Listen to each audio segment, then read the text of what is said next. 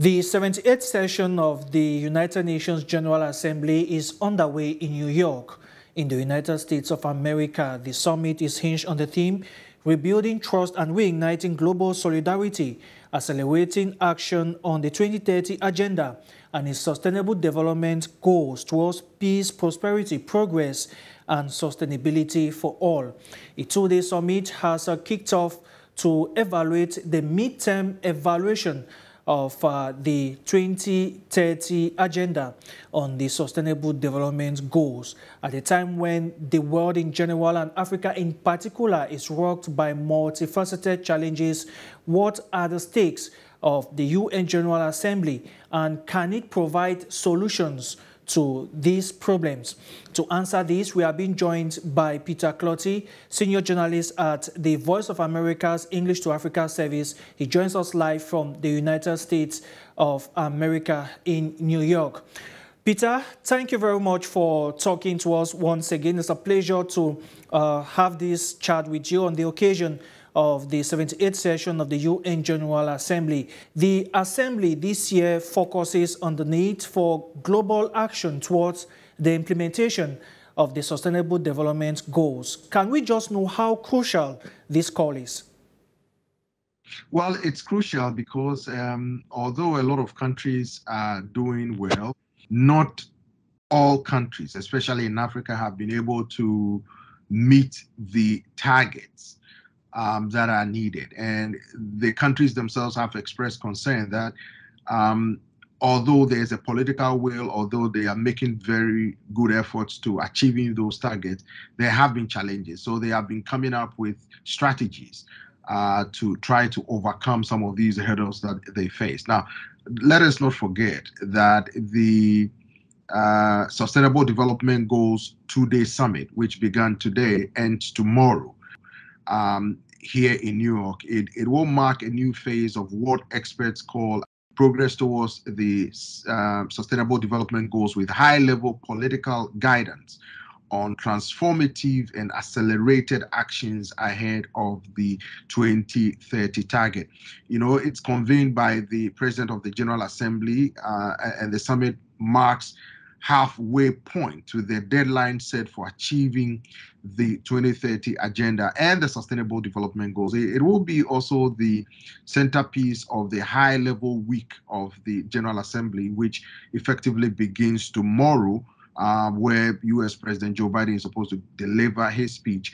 But you know, this summit of two-day summit of the SDG will respond to the impact of multiple and interlocking crises facing the world, and is expected to reignite a sense of hope, optimism, and enthusiasm for the 2030 Agenda. So let's wait and see what will come out of the summit, which ends tomorrow, and what commitment these leaders will have towards achieving the Sustainable Development Goals in the 2030 Agenda target.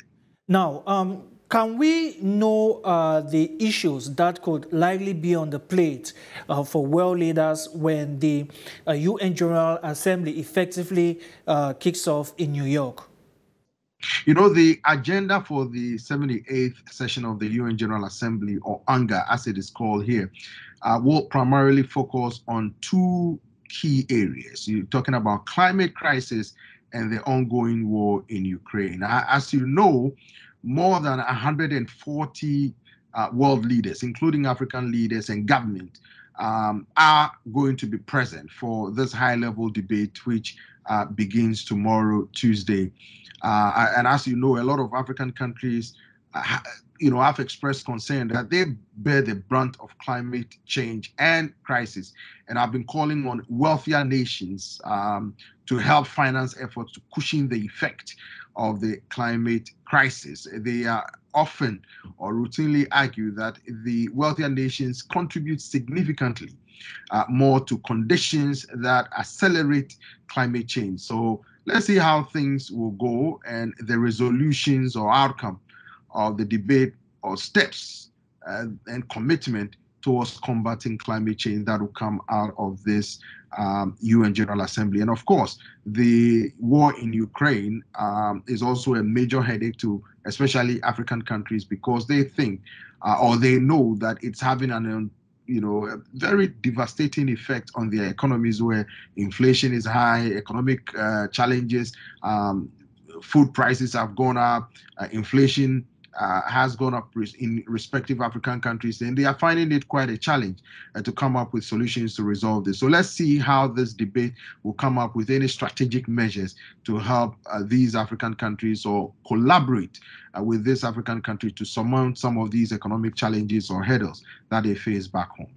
All right, right now we are going to get the word of the chairman of the African Union, His Excellency Azali Assoumani, the president of the Republic of Comoros. He was speaking during the summit to evaluate the Sustainable Development Goals, which of course comes before the UN General Assembly. Let's listen to him. Excellence, Monsieur le Président de la...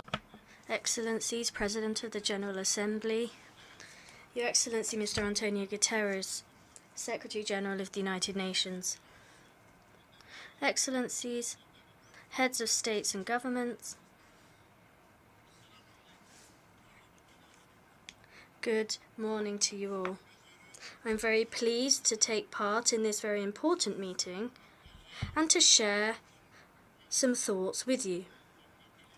That is in my quality as the acting president of the African Union. 8 years ago, we, member states of the United Nations, met here to establish and implement the 2030 Agenda towards the implementation of the Sustainable Development Goals. This summit is a halfway point, and we need it to breathe new life into our actions in order to achieve the objectives that we set out ahead of 2030. We have only achieved 15% of the target set out with respect to the SDGs, and the situation requires significant acceleration of our commitments, collective commitments. We need brave policies, targeted investment and concerted action to transform our aspirations for 2030 into tangible results.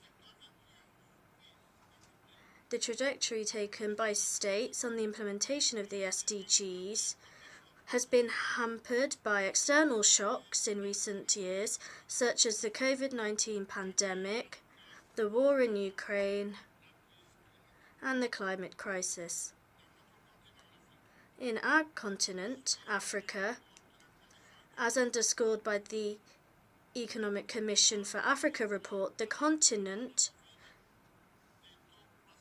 had positive growth rates before the pandemic, but it was insufficient to achieve the SDGs.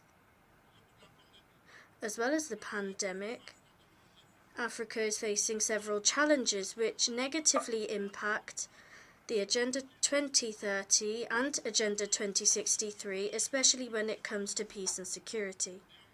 Nonetheless, the same report demonstrates interdependency links between the 5 pillars of Agenda 2030 and some of those of Agenda 2063, which is very important for the acceleration of the implementation of the SDGs, including those relating to the climate, partnerships, peace and governance. As such, I align myself with the approach of the Secretary General to encourage states to undertake national commitments as well as global commitments that are robust to promote acceleration, transformation and the implementation of the SDGs. The success of the SDGs will largely depend on the resources that we can mobilize to do so.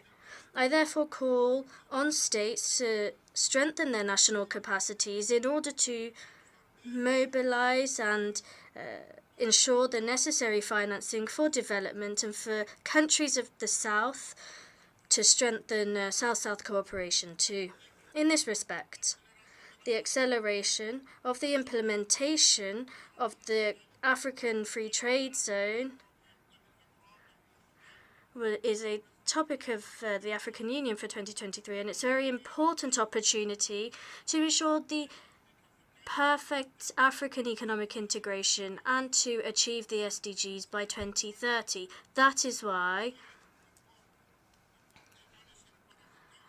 I would like to propose a positive Africa label for our continent, which recognizes African and international stakeholders that have a positive impact in Africa in line with Agenda 2030, the SDGs, and Agenda 2063 of the African Union. Africa, for its growth, needs also to consider social and environmental factors. Colleagues, the acceleration of the implementation of the SDGs has become a universal challenge. Our global development is at stake, as is our well-being for a sustainable shared future. I thank you.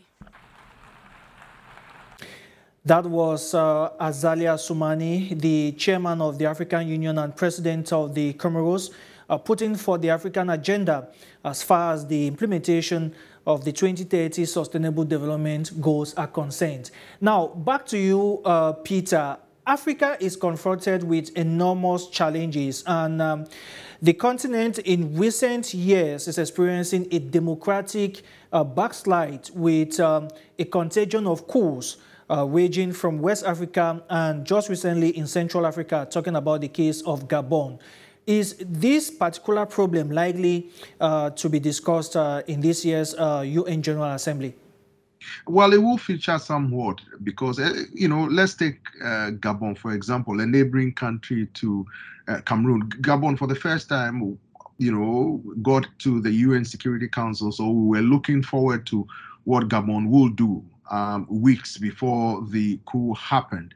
So yes, it will feature prominently because the UN Secretary General Antonio Guterres has expressed concern about the military takeovers, especially in these Francophone countries that have been coming up in both Central and West African nations. And of course, the African Union has a zero tolerance for the forceful overthrow of legitimately elected president or government in Africa. ECOWAS has a similar position.